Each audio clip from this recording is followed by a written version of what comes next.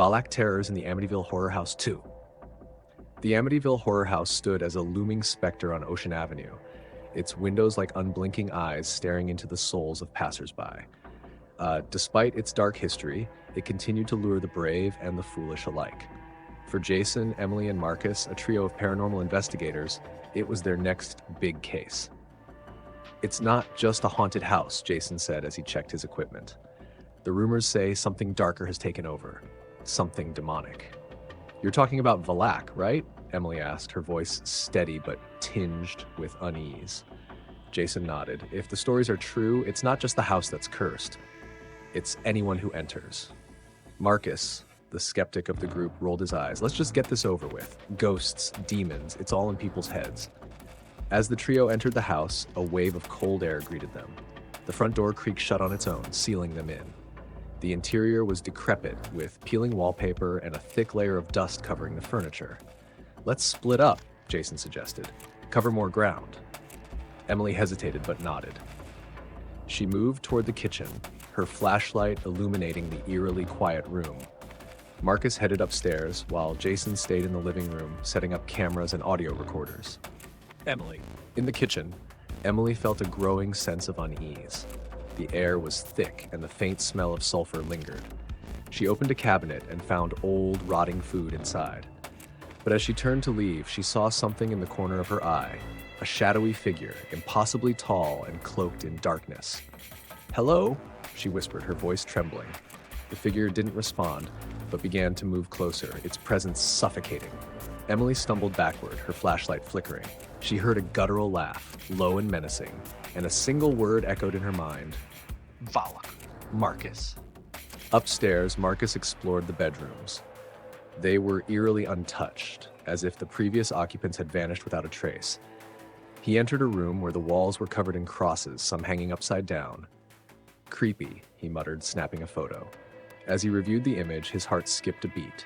In the corner of the photo, he saw a pale face with hollow, black eyes staring back at him. He spun around, but the room was empty.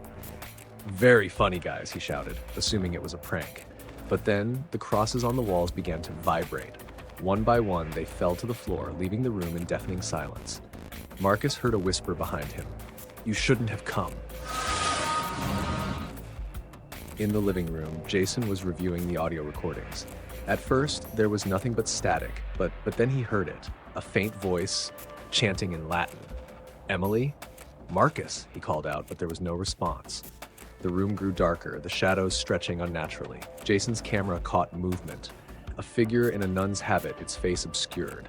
He froze as the figure turned, revealing a ghastly visage with sharp teeth and glowing yellow eyes. "Valak," he whispered, fear paralyzing him. The demon lunged at him, and Jason scrambled backward, his equipment scattering. He managed to grab a crucifix from his bag, holding it out in desperation. Reunion. The three regrouped in the hallway, their faces pale and their breaths labored. "We need to leave," Emily said, her voice shaking. "The door's locked," Marcus replied, his skepticism now replaced with fear. Suddenly, the lights flickered, and the house seemed to come alive. The walls groaned, and a deafening roar filled the air. Valak appeared at the end of the hallway, its form towering and malevolent. "You are mine," it hissed, its voice echoing like thunder. Jason held up his crucifix. "We're not afraid of you." Valak laughed, a sound that made their blood run cold. The floor beneath them cracked, revealing a chasm of fire and shadows. "Run!"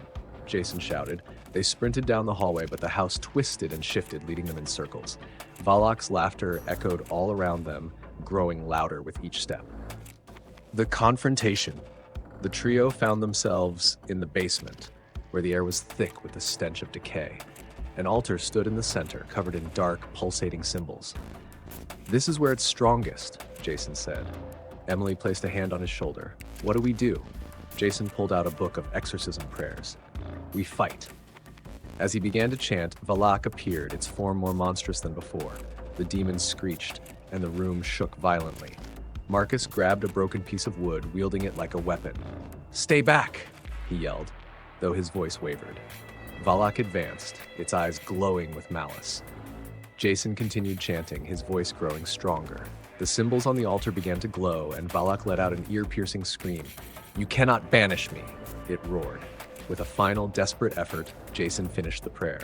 A blinding light filled the room, and Valak's form disintegrated into ash. The house fell silent, the oppressive atmosphere lifting. Aftermath. The trio stumbled out of the house, their bodies battered and their minds scarred. They looked back at the Amityville horror house, its dark windows now lifeless. "Is it over?" Emily asked. "For now," Jason replied, his voice weary. "But evil like that never truly disappears." As they walked away, none of them noticed the faint laughter echoing from the house, a chilling reminder that Valak was far from gone.